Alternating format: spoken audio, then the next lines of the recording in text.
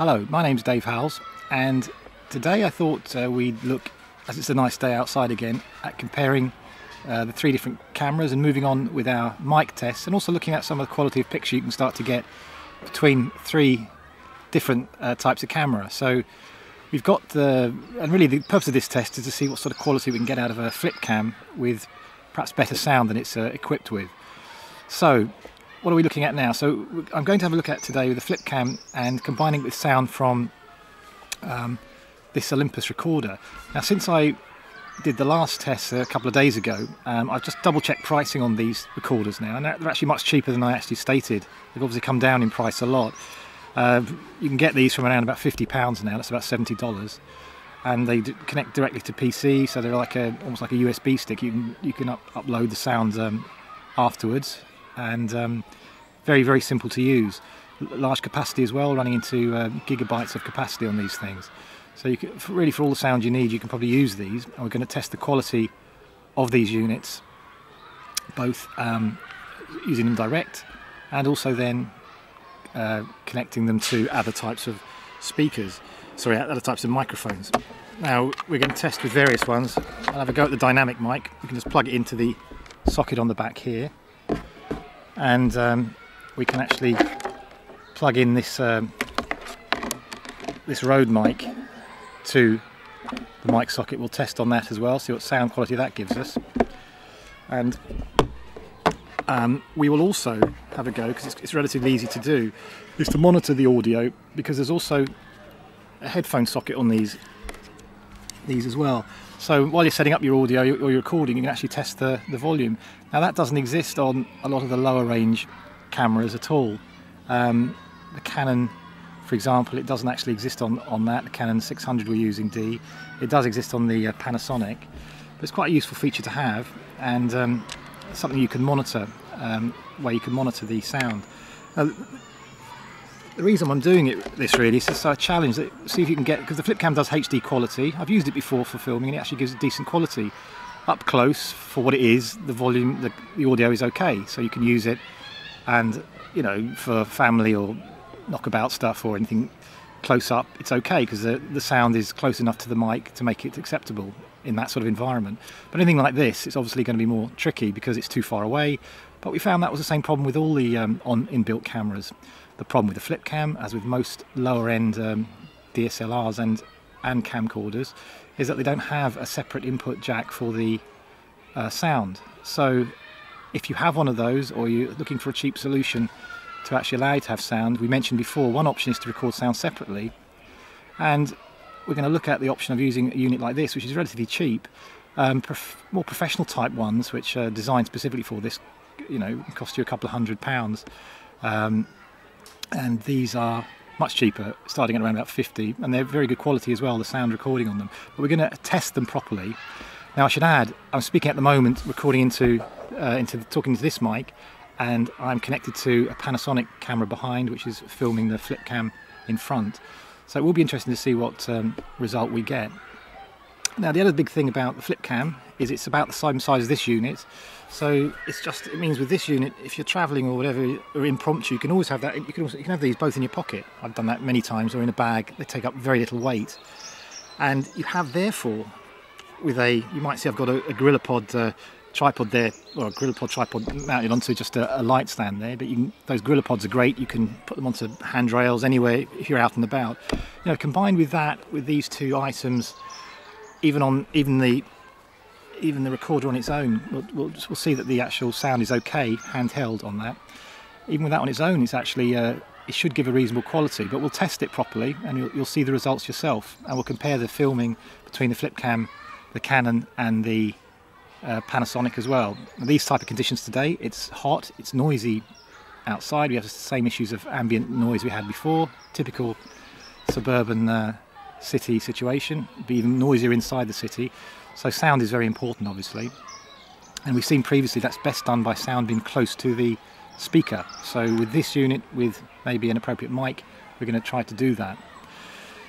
So having said that, we'll look at, the other option is the budget side of it. I mean, you think about it, a flip cam now, probably they're selling for around about £50, about $70 I think, and equivalents. And a huge capacity, storage capacity, 8 to 16 gigabytes. The sound on these, huge capacity on these things as well. These are at another £50. So you could have a reasonable quality HD quality video plus sound for about £100. So the disadvantage is, yes, it is a disadvantage. Afterwards, you've then got to sync it up. We'll have a look at another videos how to manage the syncing and what you need to do on that. But it's not insurmountable, and it's something you can manage, and I've done it now a few times before, and it works okay. So with that said, it's very portable setup. It's very cheap, £100 HD quality with, if this proves to be correct, very good audio as well. So probably worth a look at, even if it's a backup solution. If you always then look to attach separate mics, you've got even more versatility on these things. So let's have a look now, and we'll start with testing the sound using this pocket recorder. Now I'm going to test using the flip cam I'm going to record the sound on the pocket recorder, and you're going to see the difference. So I'm just going to switch it on now. I'm not going to use any microphone at the moment, and I'm going to switch it on.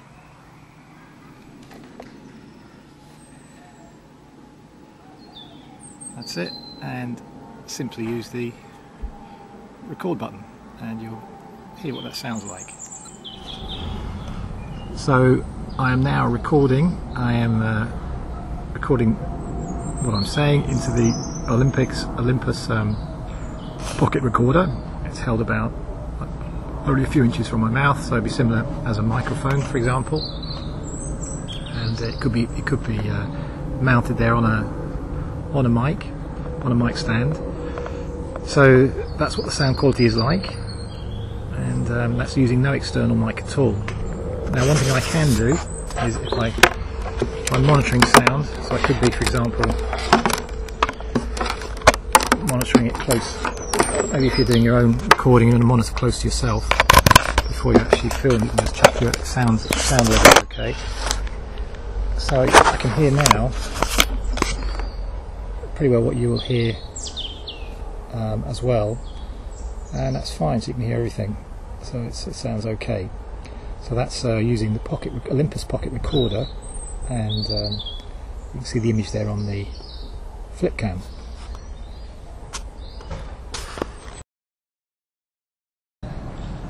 Okay, for this test, what I've done is now I've put the recorder just on a mic stand here, so I'm not actually having to hold it, so it gives me a bit more flexibility.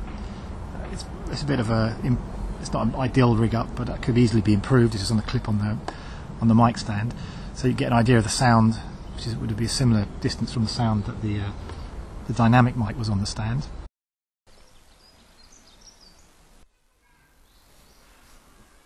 Hello. For this test, I was going to again test now the hand recorder connected just by a mini plug adapter at the back, connected onto this dynamic mic, to see what the sound quality was. I noticed in testing the other day that it was a lot lower, the sound. Obviously what it is, this is not dynamic ones like this are not powered. They've got no internal power and they're not amplified at all, so I'm guessing it's just not going to be such a strong signal that the recorder is going to get. Anyway, you'll be able to hear the difference. Okay, for this test, I'm going to actually test now the recorder, and it's connected to, you'll see, a Rode mic. And I'm filming with all the cameras, but we're going to look at the picture quality with the sound now from the flip cam with the Rode mic. So granted, the Rode mic is probably going to cost about £100 new, and your flip cam is going to cost you $50. Rode mics are not very bulky, so they're relatively easy to transport. So just saying, another option if you wanted to get a Rode mic, if you were going to upgrade to a different camera later on or whatever, or use it, you might already have one. It's just another backup solution.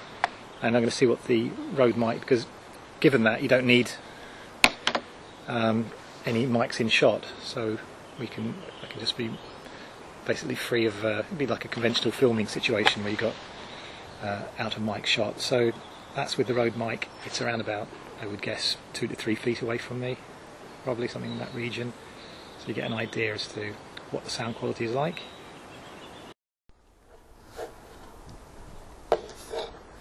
Okay, so in this test, it's got quite an interesting one, because what I've done is the pocket recorder, I've linked it now to a lapel mic, a wired lapel mic. Now that's interesting because it's a wired one. Normally if you connect to a camera, you've got limited by cable. But as the actual recording device is portable as well, I can pretty well move around with this as if I've got a wireless lapel mic. Now those are much more expensive. This, as I mentioned in the previous test, this wired one is probably in the region of £20–25. This recorder is probably about £50 now. Obviously the wireless lapel microphones, the good ones, are starting probably in a couple of £100 region minimum. So anyway, it's an option, and as I said, you can hear their huge sirens singing, so hopefully the lapel mic makes a big difference there. So it'll be interesting to see what effect this now has. So it means now that I'm pretty well completely mobile. I've got lapel mic, the recording unit itself. I can put somewhere else. I've got to be careful with the buttons. Put it into my back pocket there, and I can move around now pretty well as far as I want. I can walk up here. I'm now speaking obviously because I'm recording locally, and our hands are free to do whatever I want, like I was with the wireless lapel mic. So anyway, it's an interesting option for recording if you're on the move a bit and you want complete freedom, hands free and all the rest of it.